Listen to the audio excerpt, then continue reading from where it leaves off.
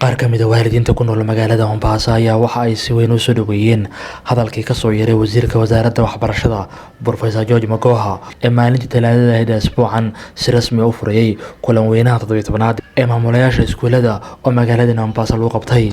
waalidiinta oo si gaar ah la hadlayay warbaahinta STN ayaa waxa ay sheegeen inay si weyn u soo dhaweynayaan go'aankaasi wasiirka wasaaradda waxbarashada ka soo yeeray. Bismillahirrahmanirrahim. magacaygu waa Abdirasaaq Maxamed Jaamac ku magac dheer Garyaqaan. waxaan ahay waalidiinta degan Mombasa kana mid ah ganacsatada reer Mombasa.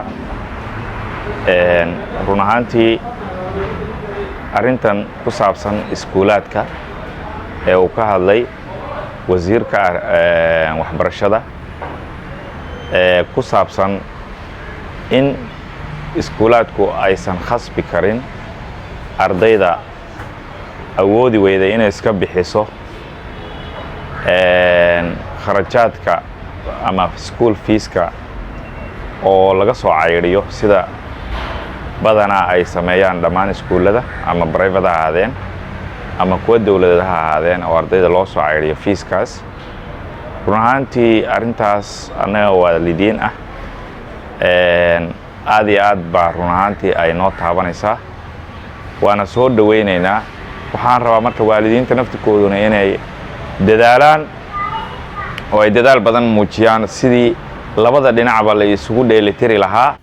waalidiinta ayaa waxa ay sheegeen go'aanka wasiirka wasaaradda waxbarashada Professor George Magoha uu ku dhawaaqay inuu yahay mid kaabaya waxbarashada isla markaana ay si weyn ugu faraxsan yihiin hadalkiisa. magacaygu waa Iid Cumar, waxaan ka mid ahay waalidiinta ku dhaqan ama ku nool magaalo xeebeedka Mombasa wadankani Kenya. aad ayaan u soo dhaweynaynaa maadaama aan nahay waalidiinta ay caruurtoodu iskuulaadka dhigtaan. warka ka soo baxay wasaaradda waxbarashada ee wadankani Kenya, warka ka soo yeeray wasiirka waxbarashada Mr Magoha uu ku yiri iskuulaadka caruurta waxa weeyaan hadii marka la gaaro waqtigii feeska hadii waalidiintu ay bixin waayaan lacagtii waxbarashada inaan caruurta la soo ceyrinin oo waxa weeyaan si tartiib ah ay lacagta isaga dhiibaan waalidiinta. runtii taas oo ah aan dhihi karno waalidiin badan oo waxa jirto oo aan lacagtii hal mar wada heli karin iyo qaar waxa weeyaan duruufta ay u saamaxaynin. marka in hadba waalidka wuxuu hayo uu geeyo ayadoo runtii ay fiican tahay markasta caruurtaadu halka ay ku wax baranayaan inaad muhiimadda koowaad aad siisid.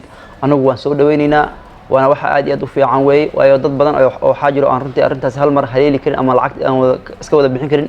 Maxamed Cabdi Bootaan, warbaahinta Star, magaalada Mombasa.